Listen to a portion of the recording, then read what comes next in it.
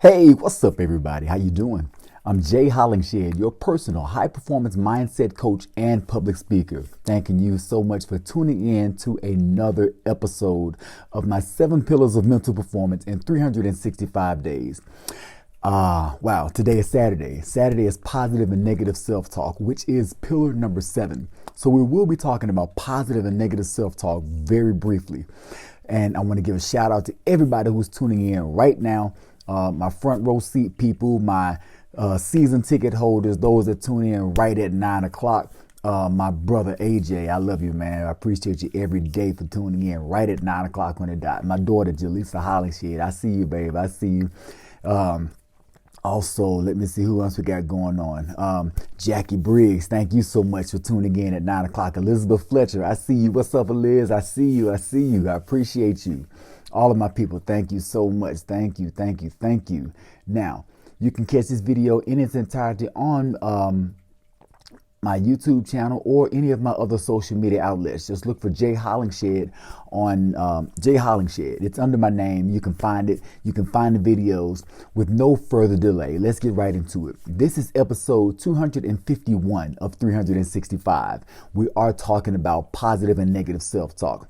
Here's what I got lined up for today. Now, I want to call this one having no other option. Okay, having no other option, because this is fitting for this talk, because when you have your mind made up, that means you've removed all other options for anything else other than your desired outcome. So when you remove all the options, you've removed options of other people that go against your desired outcome. You've removed options of other conversations, other movies, other music, anything, other thoughts, even your self-talk. You remove those options if they go against your desired outcome. So here we go. Now, every kid has a dream about what he or she wants to be when they grow up. If you don't believe me, you can ask a kid, or you can just hear them talk about it every day. You don't even have to ask them. They'll just up and tell you. Now, when they talk about it, they pretty much have their minds made up. They know what they want to do. And it's a done deal. The decision is sealed. It's a done deal. They already know that they are just kids. And according to these kids, they know that them becoming an adult is forever away, as they say. Now, they can tell you what they're going to be when they become adults, what they will be doing in that role as an adult, and how, and not just that, but how they will be doing their role as an adult. Why? Because they've already seen it. They've actually seen it in their minds. They've visualized it. They've imagined it. They've had daydreams about it. You know, kids, you give them crayons, they probably run off and draw pictures about it.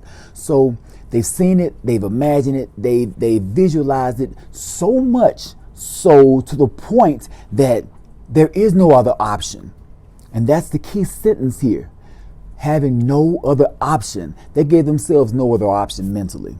Now, the bottom line is that kids, they dream big, and when they dream big, they get excited about working towards their goals.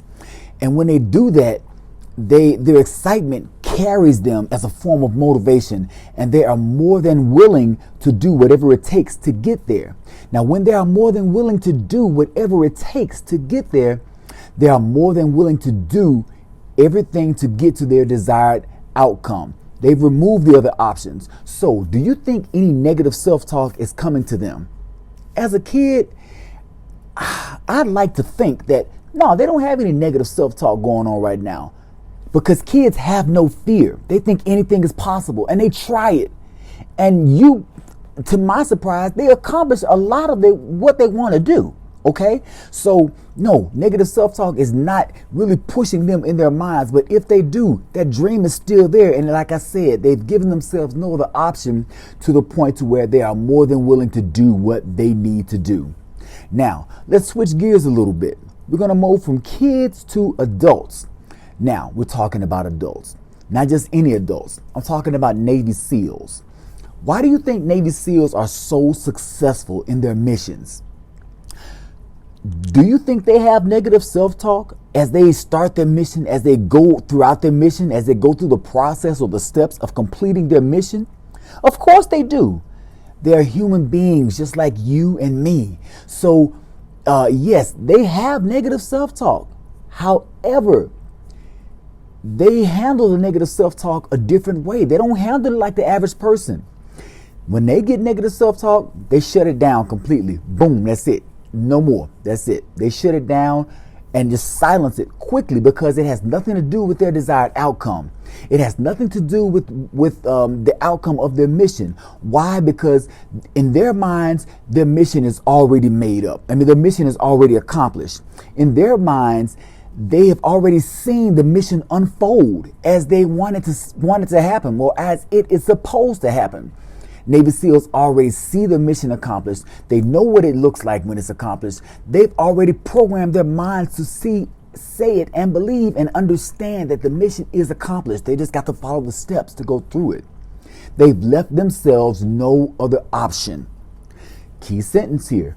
No other option. When you have your mind set on one thing and no other option, you've removed everything else, including the negative self-talk that will try to sway you to another direction, left or right.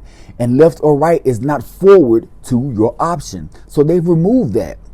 Now, when we as people get excited, we get pumped, we get that adrenaline rush, and we're motivated, negative self-talk doesn't exist. I mean, think about it. When was the last time you got excited about something? You got all pumped up and you was ready to go. You was in gear and nothing was going to stop you. When you were in that mindset, what was going on in your mind? What kind of self-talk did you have? I can almost guarantee you that the voice of your psyche instantly became your internal personal cheerleader, motivating you, pushing you on to go further and further. Go, go, go, go. Going so much to where you were running off pure adrenaline and you didn't feel any pain or any discomfort because all you saw and felt was your desired end result. You started concentrating on it to where all 5 of your senses were engrossed in it and you felt your end result. Okay? When you get to that point, you can't hear any negative self-talk. You've ruled it out. You've blocked it. There's no way possible it can come through when you leave yourself no other option. Last example. I was listening to a motivational speech on YouTube. It was Will Smith. Will Smith was saying that if it were you and him having a competition or going against each other on a treadmill and you had to decide who was going to quit first, Will Smith said he would guarantee a win.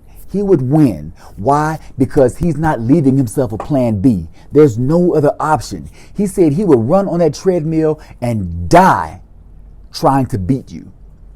That's it. There's no plan B. There's no if. So, and that's the thing. This whole plan B deal, having a plan B means you are supporting doubt. Plan B, no plan B. It's either plan A or nothing at all. Plan B is just in case you don't reach plan A. That's not the option. You're giving yourself options when you leave a plan B. Okay? That's not the plan. That's not the option. Plan B means doubt. Okay? It's just in case thinking. It's safety net thinking. It's comfort zone thinking. Well, just in case, if I don't, I'm going to shoot for the moon. Shoot for the stars. If I don't hit the stars, I'll land on the moon. Nah. Shoot for the stars. And you land on the moon, use the moon as a springboard to bounce off that son of a gun and get to the star. You keep going. Don't just land and settle for the moon. When you have that mindset of no other option, you block out everything else. You block out the negative self-talk that will try to come at you. So when you have your goals set, have your goals set to the point where you leave yourself no other option. That's all that I have for today in episode 251 of 365. I am your high performance mindset coach and public speaker, Jay Hollingshed, wishing that you make the effort, not the excuse, okay? Make the effort, not the excuse, to leave yourself no other option. And then once you start on that journey, you fight, you keep going and going until you reach your plan A, no plan B. Be well, stay blessed, and as always, through love, be a blessing. God bless.